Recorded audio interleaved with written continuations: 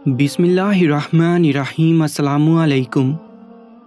ایک دن شہزادی نہا دھو کر بناؤ سنگار کر کے اپنے محل کی چھت پر ٹہل رہی تھی کہ اتنے میں شہزادہ گھوڑے پر سوار سامنے سے گزرا تو اس کی نظر شہزادی پر پڑ گئی۔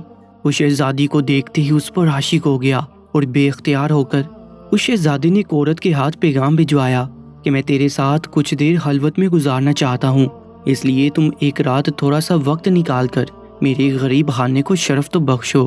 یہ پیغام سنتے ہی شہزادی طیش میں آ گئی، لیکن پھر کہنے لگی کہ اچھا، میری طرف سے اس شہزادے کی خدمت میں سلام شوق کے بعد یہ کہنا کہ رات کے جس پہر میری آنکھ کھلے گی میں آ جاؤں گی۔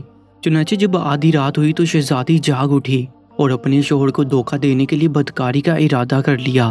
خوب بناؤ سنگار کے بعد وہ اپنے کمرے سے نکلی تو اس کی رازدار خادمہ ابھی جاگ رہی تھی۔ شہزادی نے سوچا یہ بھی عورت ہے اور میں بھی عورت ہوں، کیوں نہ اسے کچھ مشورہ لیتی چلوں۔ شہزادی نے کہا میرے ساتھ بڑا عجیب ماجرا پیش آیا ہے، اگر تم کہتی ہو تو سناؤں۔ خادمہ نے کہا جیسے شہزادی کو بہتر لگے۔ اس پر شہزادی اس کے پاس بیٹھ گئی اور محل کی چھت پر ہونے والا تمام قصہ بیان کر دیا اور بتایا کہ اس وقت میں اس کی خواہش پوری کرنے جا رہی ہوں، اگر تم کہتی ہو تو چلی جاؤں۔ یہ بات سنتے ہی کنیز نہایت غضبناک ہوئی اور بولی واہ بھائی شہزادی، اچھے ڈنگ نکالتی ہو اور خاصی باتیں سناتی ہو، آخر کیوں اپنے شوہر کی حرمت گنوانا چاہتی ہے؟ یہ غلطی نہ کرنا، تمہاری قوم کے لوگ کیا کہیں گے، اس حرکت سے باز آؤ۔ کنیز کی یہ بات سنتے ہی شہزادی کو ڈر ہوا کہ یہ میرا راز فاش کر دے گی۔ وہ اس کو چھت پر لے گئی اور اوپر سے دھکا دے کر کنیز کو مار ڈالا۔ یہ تمام منظر اس کنیز کی چھوٹی بہن دیکھ رہی تھی۔ اس نے خاموشی رکھی، پھر شہزادی اس کے پاس آئی اور تمام تر حالات بتانے کے بعد بولی بہت دن ہوئے میں نے کسی مرد کی صورت نہیں دیکھی، بتا اب اگر تو کہے تو میں اس بادشاہ زادے کے پاس چلی جاؤں اور پھر صبح ہوتے ہی واپس آ جاؤں گی۔ کنیز سوچنے لگی اگر میں بھی منع کرتی ہوں تو جان سے ہاتھ دھونا پڑے گا۔ اس نے کہا شہزادی صاحبہ، میں کم عقل اس قابل کہاں کہ آپ کو حالات کی نزاکت کے مطابق کوئی رائے دے سکوں۔ ہاں البتہ ایک کام میں بخوبی کر سکتی ہوں کہ اگر خدا نہ خواستہ اگر یہ بات آپ کے شوہر پر ظاہر ہو جاتی ہے اور وہ تجھ سے علیحدگی کرنے کی کوشش کرتا ہے تو میں تم دونوں کو آپس میں ملوا دوں گی، جس طرح حسن بیگ سوداگر کو پیرو سے ملوایا تھا۔ شہزادی نے فوراً کہا مجھے ان کا واقعہ مفصل بیان کرو، میں جاننا چاہتی ہوں کہ آخر ان کی کہانی کیا تھی۔ شہزادی کی لونڈی نے کہا کہ کسی شہر میں ایک سوداگر حسن بیگ نامی جو نہایت مالدار تھا اپنے پاس ایک انتہائی عقلمند لونڈی رکھتا تھا جو وہ بغداد کے بازار سے خرید کر لایا تھا۔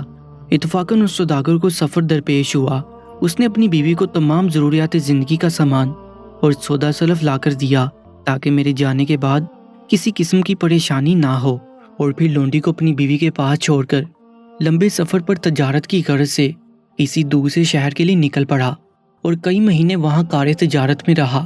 اس کے جانے کے بعد پیرو نے کئی دن تک کسی مرد کو نہ دیکھا تو وہ اپنی ہوس مٹانے کے لیے ایک نابالغ بچے سے آشنائی کرنے لگی اور ہمیشہ رات کو بہانے سے اسے اپنے گھر بلاتی، صبح تک اس کے ساتھ عیش و عشرت کرتی۔ ان دونوں کا یہ حوال وہ لونڈی دیکھتی رہی اور تمام باتیں جو وہ آپس میں کرتے تھے سنتی تھی، لیکن دیکھا سنا وہ اپنے دل میں چھپا کر رکھتی تھی۔ دن گزرتے گئے اور وہ لڑکا بالغ ہو گیا۔ اب دن بدن پیرو بھی گلاب کی پتیوں کی مانند اس لڑکے پر اپنا آپ نچھاور کرنے لگی۔ اس لونڈی کو اپنے مالک کی عزت خاک ہوتی دیکھ کر بڑا افسوس ہوتا تھا۔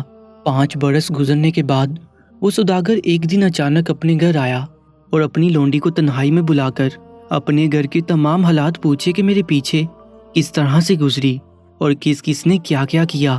اس نے ہر ایک کا حال جو ٹھیک ٹھیک تھا سو سب بخوبی کہہ دیا اور مالکن کی بات سے آگاہ نہ کیا، کیونکہ اگر ایسا ہوتا تو دونوں میں جدائی ہو جاتی یا کسی نہ کسی کی جان جاتی۔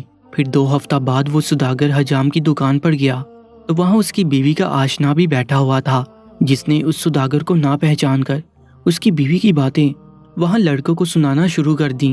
سوداگر یہ ماجرا سن کر غصے میں اٹھا اور گھر آ کر اپنی بظاہر پارسا دکھنے والی بیوی پر تپ پڑا، کیونکہ عشق اور مشک نہیں چھپتا ہے اور آگ بارود میں پوشیدہ نہیں رہتی۔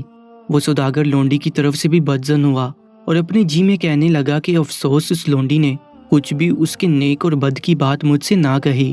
اور اپنی بیوی پر غصہ ہو کر بہت سی سرزنش کی، اور وہ احمق عورت یہ سمجھی کہ شاید لونڈی نے میرا راز فاش کر دیا ہے جو اس قدر مجھ پر آفت اٹھائی ہے۔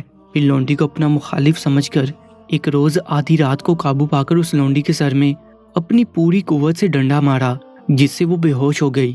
پھر اس کے بال نوچ کر اپنی آچنا کی مدد سے قریبی قبرستان میں اس کو دفنا دیا، اور پیچھے سے شور مچا دیا کہ لونڈی گھر سے بھاگ گئی، اور جی میں سمجھی کہ وہ کمبخت مر گئی ہوگی، لیکن تھوڑی سی جان اس لونڈی میں باقی تھی۔ جب اس لونڈی کو وہ لڑکا دفن کر کے چلا گیا تو تھوڑی دیر بعد اس کو ہوش آ گیا۔ چونکہ قبر زیادہ گہری نہ تھی تو وہ جلدی سے اٹھ بیٹھی۔ اس کو بڑا صدمہ ہوا اور واپس جانے کی بجائے اس نے قبرستان میں رہنا شروع کر دیا۔ اس نے سانس لینے کے لیے قبر میں ایک سوراخ کر لیا اور اسی میں رہنے لگی۔ وہ تمام دن بھوکی مرتی، رات کو اس سوراخ سے دیکھتی، اور جب سب لوگ چلے جاتے تو وہ باہر نکلتی، اور جو کوئی مسافر اس قبرستان میں آ کر کوئی کھانے کا سامان رکھ جاتا تو وہ کھا پی کر صبح ہونے سے پہلے اسی قبر میں جا بیٹھتی۔ ادھر جب صبح کو وہ سوداگر بیدار ہوا اور اپنی لونڈی کو آواز دی تو اس کی بیوی نے رات کا تمام ماجرا کہہ سنایا۔ سوداگر نے اپنی پگڑی زمین پر دے پٹکی اور گل مچانے لگا اور اپنی بیوی پر غصہ ہوا اور اپنی عورت کی باتوں کا ہرگز اعتبار نہ کیا بلکہ اس کو اپنے گھر سے نکال دیا۔ تب اس عورت نے سوچا کہ شوہر نے مجھے اپنے گھر سے نکال دیا ہے، ابھی شہر کے رہنے والے دیکھیں گے تو بڑی ضلالت ہوگی۔ مناسب یہ ہے کہ میرے گھر کے قریب جو قبرستان ہے وہاں چلی جاؤں اور کھانا پینا سب چھوڑ دوں یہاں تک کہ مر جاؤں۔ آخرکار وہ عورت اس قبرگاہ میں گئی اور ایک فاقہ کیا۔ جس وقت کے رات ہوئی اس لونڈی نے قبر کے سوراخ سے دیکھا تو ایک عورت نظر آئی، لیکن اندھیرے میں اس کی شکل دکھائی نہ دی۔ لونڈی نے قبر کے اندر سے آواز بدل کر پوچھا، تو کون ہے؟ تو جواب میں سوداگر کی بیوی ڈر گئی اور اپنے شوہر کی داستان کہہ سنائی۔ لونڈی اپنی مالکن کو پہچان کر بولی، اے عورت، اپنے سر کے بال نوچ اور ایک استرے سے منڈوا اور 40 دن تک بے آب و تام اس قبرستان میں رہ۔ جب تیری مدت پوری ہو جائے گی تو میں تیری شوہر سے دوستی کرا دوں گی، لیکن میری ایک شرط ہے، تو میری قبر سے دور رہے گی۔ وہ عورت اس آواز کو سن کر معتجب ہوئی اور اپنے جی میں سمجھی کہ اس قبرستان میں کوئی ولی خدا پرست کی قبر ہے، البتہ وہ میرے گناہ بخشے گا اور مجھ سے میرے خامد کو ملائے گا۔ اس بھروسے پر اپنے سر کو منڈوا کر چند دن اس قبرستان میں رہی۔